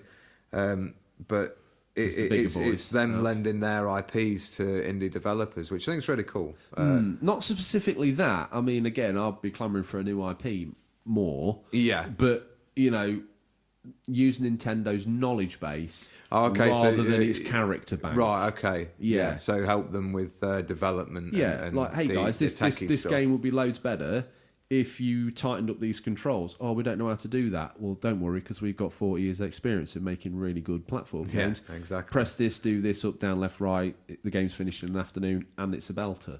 Yeah. I'd rather we have more games like that than just a wash of mobile filth. Yeah, which we don't want. We want proper, decent, solidly built, good indie games. Yeah. Okay. Well said. We're agreed on that.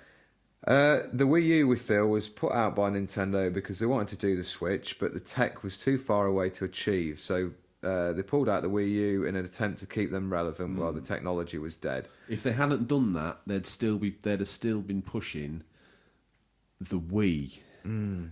That was a stretch even beyond maybe they could imagine. Because that console was old at that point. Yeah. 6 years old. Yeah. Already looking old compared to the other games. Well, yeah, again, they had to bring out something. They were behind in that gen again anyway, weren't they? So they were always sort of playing catch up. It was, though, a wonderful experiment, but us as consumers did pay the price a little bit. The early adopters. The early adopters really got kicked in the teeth. It was a good idea, and we were there, and we got it home, and it didn't deliver on the promise, did it? But further down the line, we got some great games, and you got some great games. Well, yeah, I got some great games. If you pick one up, as we've heard in many of the listeners, I looked on angrily like the kid that gorged his Easter eggs on Easter Sunday.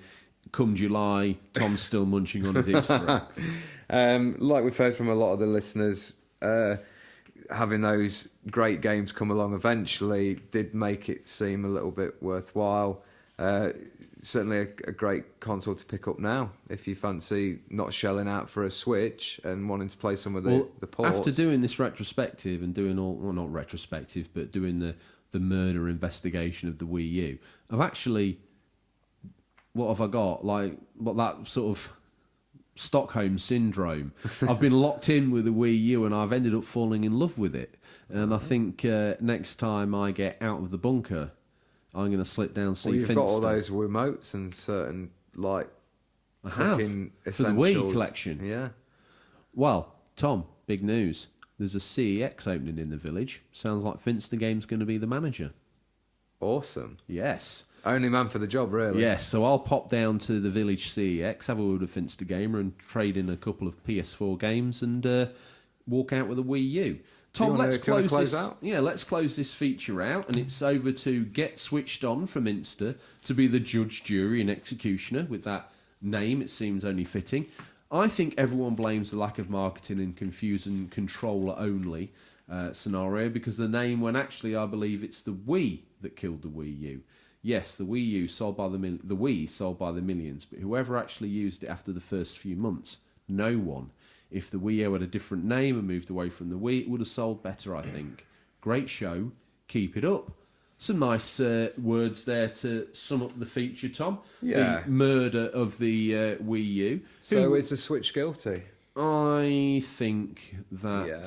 No, much like we said in the feature, I actually think Nintendo's guilty. Yeah. Could the Wii have lasted another year and then they wheeled out something that was an amalgamation between the Wii U and the Switch? We could have gone a little bit closer first time. Or was the Wii U an unnecessary and rather embarrassing experiment in their attempts to try and get the Switch off the line? Yeah, I think the latter. The latter. Mm-hmm.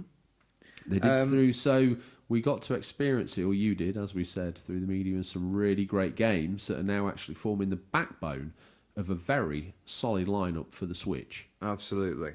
Yeah, definitely. Good time to pick up a Switch, Tom? I can't recommend one enough. Especially if you find you. I actually thought you were going to say there, I can't recommend one at all. And I was like, what the hell? The show's fallen apart. Clickbait, mate. No, clickbait. That should have been the title. That should have been the title. Tom's thrown his Switch off a roof. Hear how it all happened. Wow. Okay. Roof of what? Something very small, a bungalow.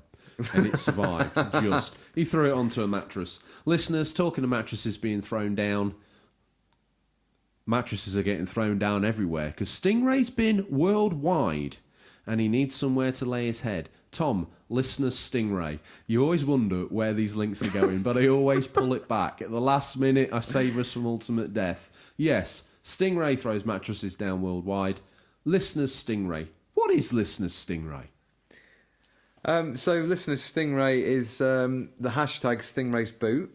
It's his house calls, and it's basically your pickups as listeners. What you've been out. Well, let's bake it down. Let's simmer down the background story that is the nonsense that we wheel out here with Stingray and all this other stuff. Listener Stingray is basically something you should hashtag on Instagram when you get a pickup and you want to hear your name read out on the show.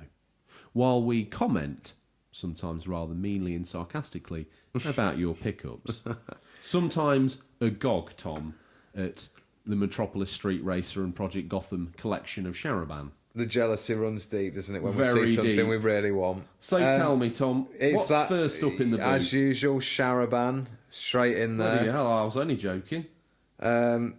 We've got Capcom versus SNK collection. 2 of those are on the Dreamcast and 2 on the original Xbox. Ooh. Not bad. Up next, we've got the Barberhoo games with some Final Fantasy pickups there. Star Ocean, an RPG on the PlayStation. Fantasy Star on PSP. Never knew that was on there. And Earth Defense Force 2017 on the Xbox 360. I finally caught up, Tom. The old man's finally got his Nokia 3310 working, and I'm online. Too busy playing Snake. Yes. Barberry games? Yeah, PSP games. I mean, I'm always happy when I see those. Up next, Quest for Games seems to have bought what looks like a metric ton of gravel and 2 retro consoles. So he's been down Wix and got some gravel, and Quest for Games has also got a Crystal Xbox and a Nintendo 64. No controller for that Nintendo 64, Tom, but he's thrown down an Xbox Slim controller to try It will work eventually. to try and deceive the lesser men. Simon_Swee. We like this. Yeah, he's a very. He's definitely been in the boot of Stingrays. He has. He's Bluebird. got some what look like VHSs to me of some They classic are. cartoons: Thundercats, Dino Riders, Turtles, Starzinger 2. Finger or Zinger. Starzinger 2. I don't know what that is. Hopefully, it's suitable. That for looks like a PG collection because there's a number 39 there. If any listeners can help us pick out, I'll tell you one had some thing. of those. I'll tell you one thing. And it's SIM0N_SWE. I presume when he went on Insta that day, Simon Swee was taken, so he had to underscore and slap a 0 in there. He does some really great pictures on his account. You should check him out. Cool.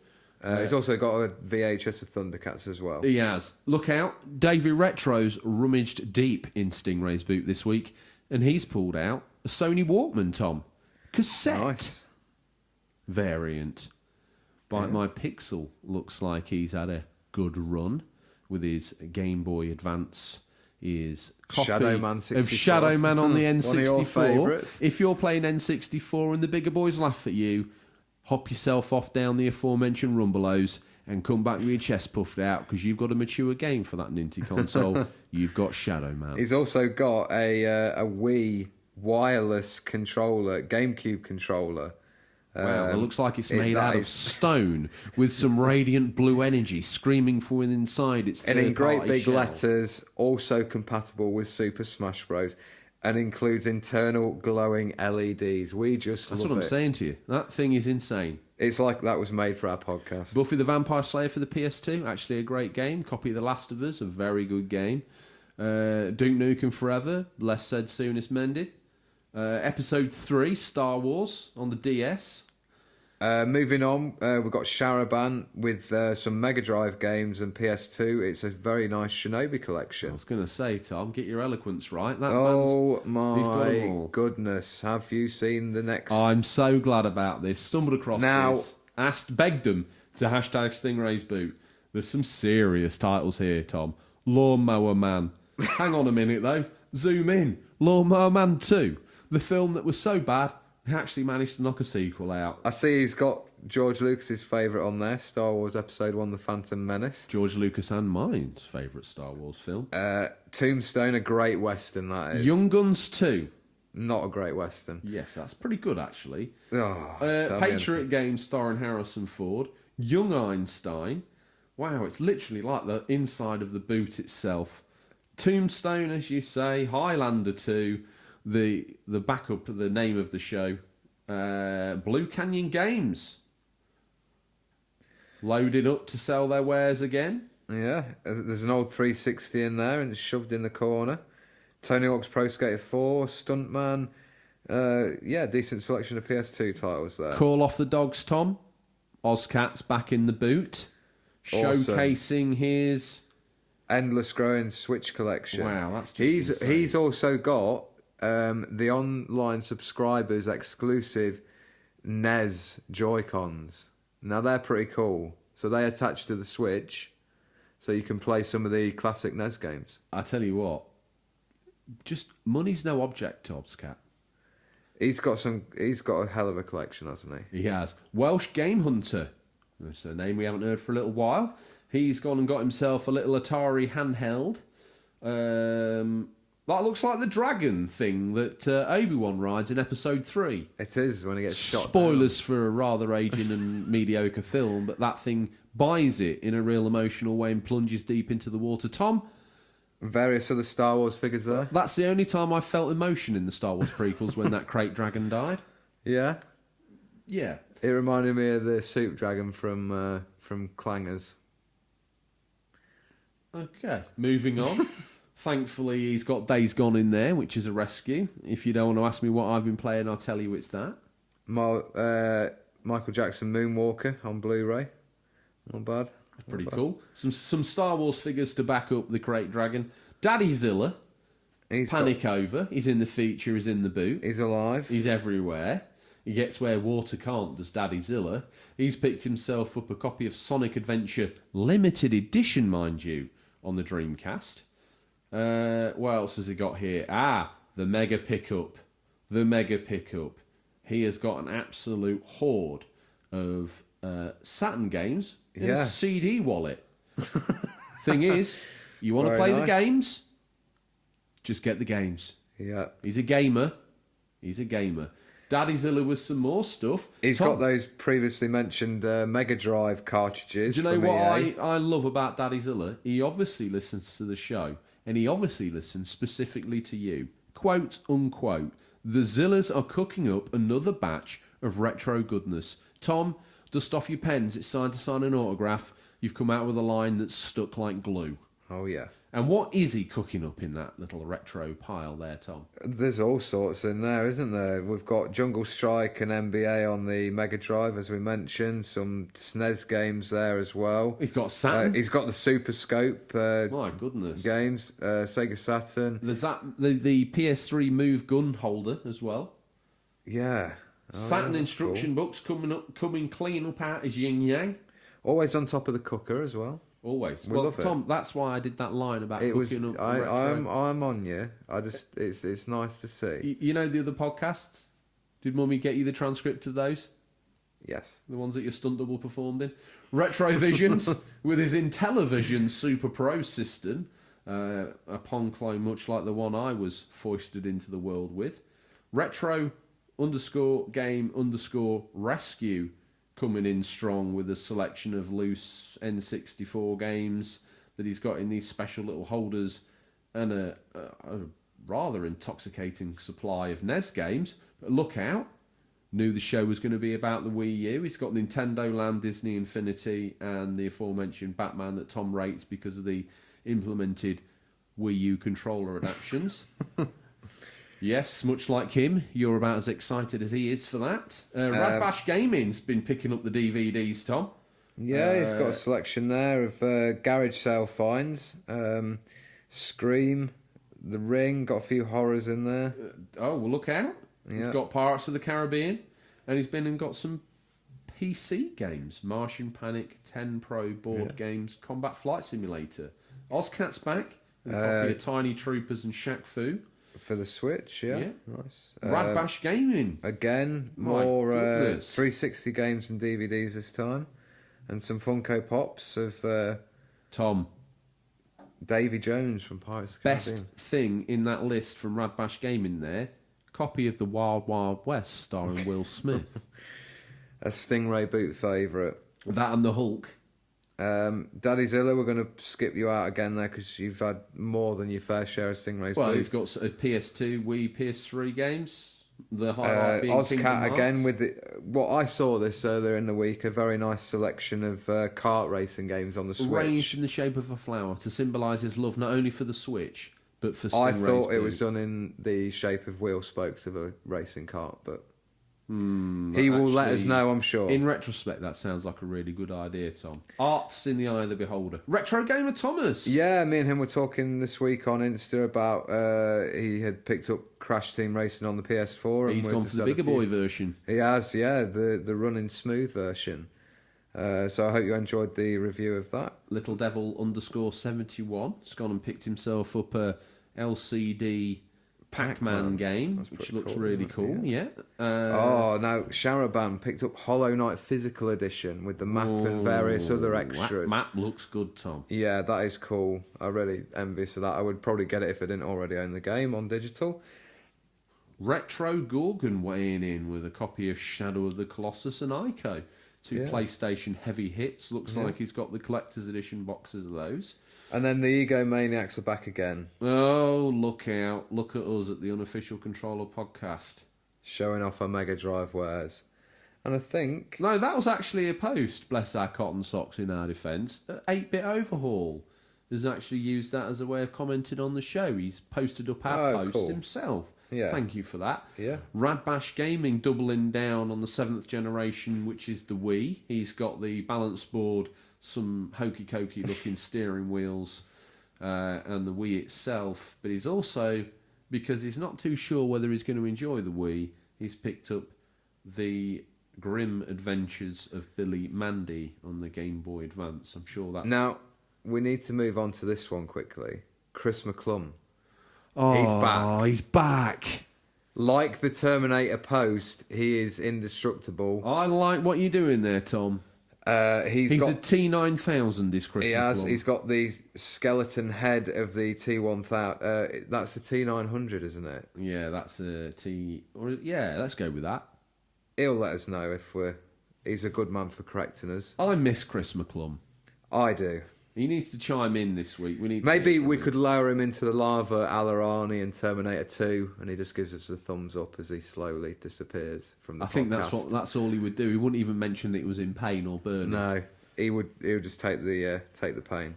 I feel that we've done listeners Stingray. Yes. Another deep dive through some retro games, and it's nice to find out what the listeners are playing while they wait for the podcast to come out on a weekly basis. Tom, we mentioned that Stingray's boot is overflowing. Sounds like We've got to a me- lot of new releases. Well, guess what, Tom? He ended up at an illegal black market auction for some old Rumbelows stock. He but- knows all the spots, doesn't he? Although he didn't know they were stolen, it's still an offence to be in possession of stolen goods. So with that, Tom, he drives like a maniac down the drive. He doesn't want to get caught with this hot contraband in his boot. Certainly not. And he doesn't want to be found guilty by the officers of the Federation Against Copyright Theft. The men that deal with more facts than we do, Tom. So here he comes, steaming down the driveway like a crazed man who's trying to get himself to the wii-u launch in 2012. As the springs settle and the door pops, let's have a look. It's time for a peek in what we affectionately call Stingray's boot. What's nestled between some counterfeit nappies and a dodgy copy of Battle for Endor this week. These are the new release highlights for June 24th to June 30th, 2019. Listeners, these are out on digital or physical, or will be by this time the podcast is in your feed, but could be region dependent.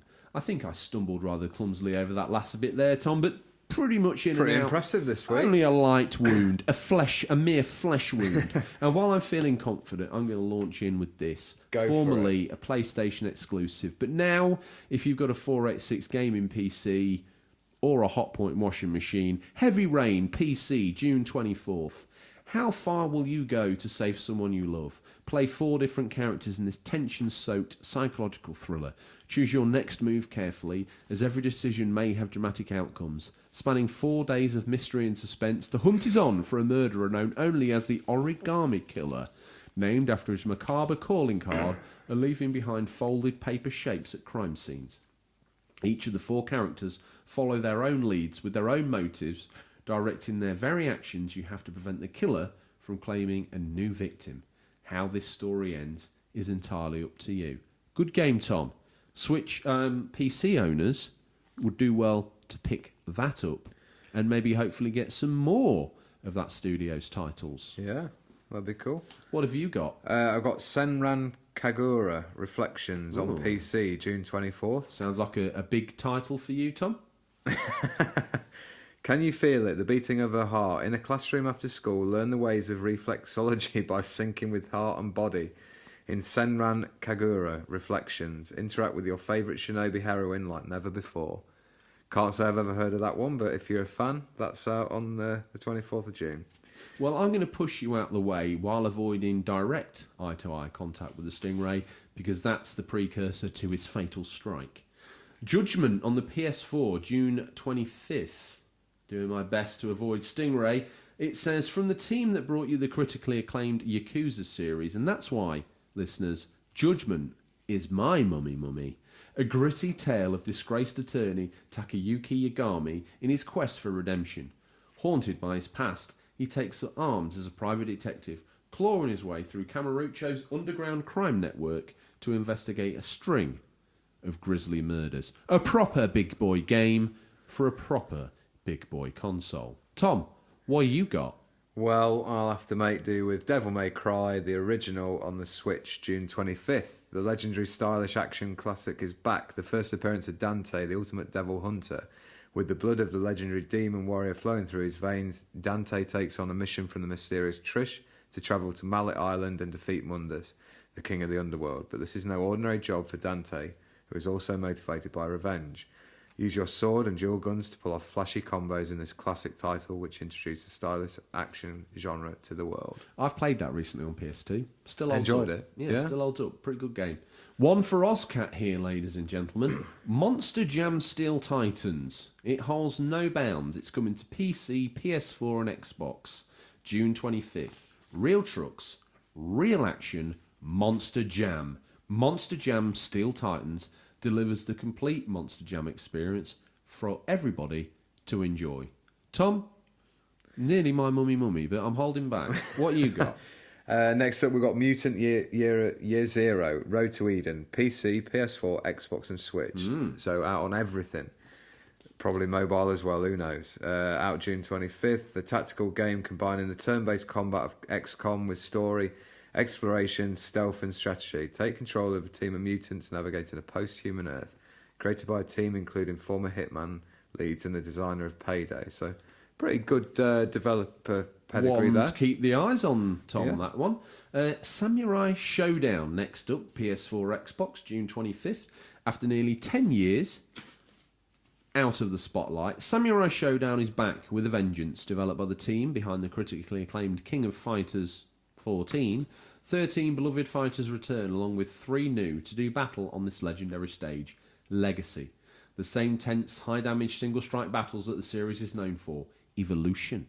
New cinematic art style and updated fight mechanics bring each battle to life in a variety of online and offline modes. Revolution. Take on the top players in the world with a revolutionary AI system that learns players' patterns and creates ghosts clones for you to take on in head-to-head battles. So that sounds pretty cool. Yeah, I played some of the original, well, re-downloaded them on the Switch, the Samurai Showdown games. They're quite good. They're good fighting beat 'em up Next games. up, Tom, hot news. Switch, as always, bags itself an exclusive from Microsoft there. What's this all about? Is that a day exclusive? Hot news, listener. Yeah. You want this exclusive? Irony Curtain. Irony Curtain. Irony Curtain. From... Do you want to take that one? Marty Oshaka? Matroyska? I think that's right, yeah. Sounds Russian. Whatever I said right there, you'd have got behind. From Matroyska. Irony Curtain from Matroyska with Love is a satirical point-and-click inspired by the classic When's adventure it out? games. That's out on June 27th on Switch and June 28th on Xbox. Wow. A game that smuggles you out of your comfort zone and throws you into the middle of a Cold War spy intrigue where there's an even bigger game being played. Oh, that's pretty... we don't see many Cold War games, do we? No, not at all. That's interesting, that one. My Child Lebensborn on the PC, June 27th. What happens when the war ends? Does hatred just go away? My Child Lebensborn is a story-driven nurture game, a dark Tamagotchi, letting you experience the fates of children born of war. Take care of Corinne and Klaus and help them survive in a post-war society. Find out what happened to their parents and try to find a better future. My Child Lebensborn combines genre and theme in a unique way. You take part in a journey of a child through a significant time, balance meager resources, emotional needs, influence the child's personality and views, make tough choices. Tom, that sounds less like a game and more like a series that Channel 4 would have filmed in the early 80s and put it on at about 2 in the morning. I'll be skipping that. I'll take this one because I've just chucked a copy of Mrs. Doubtfire out the way to get to this one. Tom! The Sinking City, out PC, PS4 and Xbox, out June 27th. This is my mummy this week. Wow. Bold. Caught my attention, yeah. Bold and interesting move. It was all that investigation work we did into the murder of the Wii U got me hyped for this. The Sinking City is an action investigation game set in an open world inspired by the universe of H.P. Lovecraft. In this new type of adventure, you take on the role of Charles W. Reed, an investigator in the 1920s US. No sooner have you arrived in Oakmont, Massachusetts, than you are led to investigate a mysterious flood in the city, in the hopes of shedding light on the darkness that has seized the place and corrupted the minds of the inhabitants and yours. Bit of a Shutter Island vibe I got from the trailers with that one. Okay, well, I'm none the wiser, but I may have a little investigate on that, seeing as it's out on every platform known to man. What am I looking at? Tom? Tour de France. It's that time of year again. Wheel out another cycling game. Tour de France 2019. Got to have one of the bigger boy consoles, so PS4 or Xbox. Switch owners and PC owners going to have to download a hokey cokey indie version. It's out June 27th, completing all the stages of the official route of the Tour de France 2019. Will you go all out in La Planche, Des Belles, Phil's Climb, or will you have to wait for the Po time trial to earn the best place in the general classification? One thing is certain. You'll need to excel in the Triple Mountain Challenge of the Col de Vars, Col d'Izoard and Col de Galabière in the 18th stage to earn the yellow jersey. It's up to you, and you alone, to make the best choices. Already made it to the top playing solo? Experience the new online mode. Finish your season in style by being selected to represent your country at the World Championships. For the first time in the game, ride the cobbled roads of the iconic Tour of Flanders. Tom, I would pay probably £5 to charity to hear you read that out. I'm glad I managed to get you to do that one. Here's a fiver. Charity of your choice. I'm sure there's another one coming up shortly. Oh, Tom. Virtual Racing on the Switch, June 27th. On the YouTube Dave channel, they'd have played that over and over again until they wore the wheels off of YouTube. Virtual Racing on the Switch. Experience the herald of modern racing games, Virtual Racing. It's a race against time, but be careful. Running into opponents and obstacles will slow you down. Can you beat the clock? Now featuring rankings and replays, online 2-player races, offline multiplayer races, up to 8 players at once on a single Nintendo Switch. A cleaned up version of a 30-year-old game with one track and 8 cars. Let's hope it's not £120 like the Mega Drive original. The crash disabling helper mode and motion controls. Oh, thank God it's got those. I just think sometimes I sit and think while playing the Mega Drive or 32X version of Virtual Racing, I wish this had motion controls. So, moving on from Virtual Racing on the Switch, that's your Switch option, but the bigger boys consoles get F1 2019, out on PC, PS4 and Xbox, June 28th. F1 2019, the official video game of the Formula One World Championship, will ship a full 2 months earlier into the F1 season and launch worldwide on Friday 28th of June. Having been in development for nearly 2 years, F1 2019 is the most ambitious release in the franchise history and will launch on PlayStation 4, Xbox One and Windows PC, available via Steam. Having established itself as one of the highest rated racing franchises of all time, F1 2019 will deliver an experience that rivals the quality, production values of its real life race counterpart, and for the first time ever includes personalisation of a 2019 regulation car for multiplayer racing, as well as several new game features which will be revealed in the coming months. Do you know, Tom, you leaping forward and claiming F1 2019 would be like me leaping forward and claiming a From Software game as one of my picks out the boot. To that end, I'm going to get all selfish, kick you out of Stingray's boot and take this, Super Mario Maker 2 for the Switch. A game that a real Switch fan would have got behind and trumpeted as a big title. Break the rules and make the Super Mario courses you always dreamed of in Super Mario Maker 2, only on the Nintendo Switch. With lots of new tools, course parts and features at your disposal, let your imagination run wild as you craft unique levels to share with friends and players all over the world. That's out June 28th on the Switch. In an alternate world somewhere, there was a show where you all fell asleep while we talked about that game. Thankfully, we talked about Crash Tag Team Racing and how much we loved it in the new What You've Been Playing feature. Tom? I'm pleased you talked me into that purchase over Mario Maker 2. I think I'm not a massive fan of the 2D Mario games. I honestly think they pale in comparison to the 3D ones. If Mumsy had let you buy that, I don't think she'd listened to the show 5,000 times this week, and we'd have been down to our real listener count 0. It's a wonderful game. I just don't think it's our bag, and I think once we talked about it, you've done it to death. If you come at me with a Zelda Dungeon Maker or a 3D Mario Maker, I'll be right there day one. Yeah, I think that would actually be a bit more of an innovative title, a Zelda Maker.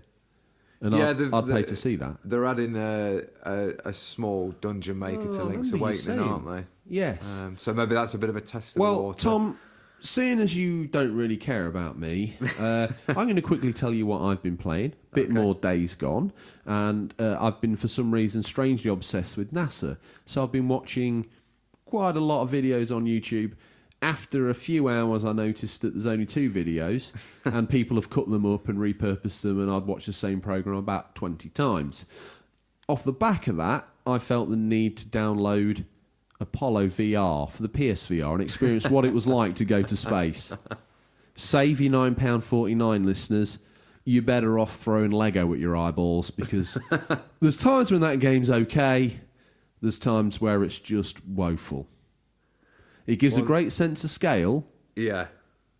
But that's about it. Okay. Sounds like a good idea, VR space. Yeah, I don't know. I just wasn't vibing with it. There's very little game going on. It's a bit more of a...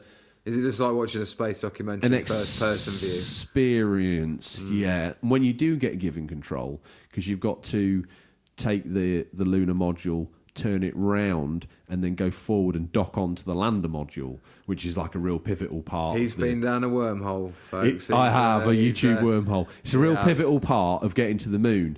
And you take the control, and you've basically... It's very simple. Pull down on the stick, does a flip, press X, line it up a little bit, job done. All the stress and panic and tension, gone. No explanation of if you don't do this right, you could all die. None of that. No consequences. No consequences. Yeah. Just restart the mission again. And because it's an experience, we're not... Maybe a permadeath mode on the VR experience? Wow, okay. Stranded in space from VR forever. In addition to that, I've been doing a bit more Days Gone, slowly trundling on. And what other games have I been playing? I think that might be it, in all honesty. Yeah, knowing me, I've been playing some random title on the PS2 for this week. It escapes me what I played. But more importantly, because it's the end of the show, Stingray's bored. He's gone. If there's anyone left listening to the show, Tom, let's end it here. What are you hoping to play? Trying to actually win a race on Crash Team Racing would be good, and along with the usual titles. So, yeah, steady week. I might get that Sunken City game. Okay. I don't know whether it's a budget release. I do like the look of that Judgment, and I've heard it's probably a good step into the Yakuza series. Yeah, I was going to say, dip your toe in. Maybe I should give that a dabble. Okay, I'm waiting. Yeah. Are you going to ask? I'll get back to you. What about what you've been? What are you hoping to play? He's that much of a celebrity these days, ladies and gentlemen. He's had to crawl down to the lower man down here. He's had to crawl down from his perch, come to the cheap seats. He's asked me what I'm playing. Well, Judgment, I'm going to pick up. I think I'm definitely going to pick that up straight up. I'll be getting that. Good. I'll be playing it. Is that a full... I'm too lazy to give a layer love or leave. I'm too lazy for that. Okay. So, and it's a big game, so I'm not going to be able to get it finished and then give an honest Maybe in review. a couple of weeks we might get a love or layer. Oh, definitely, yeah. I'm just not going to race through it and give you a review in a week of Judgment. It's a bit too much of a big game for that. Yeah. I think Crash was kind of like you experienced the racing and the various parts of it, and it Very much so. It's a lighter game. You've got a full story to play. Although through. I do hear that a lot of it's very in the trailer. I noticed. I think he said, "Oh, new trailer out for Judgment by the Yakuza boys," and I looked at it and thought, "Yeah, slightly different story, all the same mini games." Nothing new here. Yeah. Although the LA Noir style investigation part of it. As you're intrigued. Well, we'll see how that plays out. We're big on the detective games. We're always current, aren't we? Right now, Tom, we've themed a show around detectives and murders. Yeah. We've had Wii U news. Wii U news, and there's a game coming out. As always, listeners, your fingers on the pulse. Top number one video games news show. And quite frankly, Tom, never thought I'd hear myself saying that on this podcast. So before we get any headier, it's that time of the week again, Tom. That's all we've got time for this week, listeners. And let's rewind. That's all.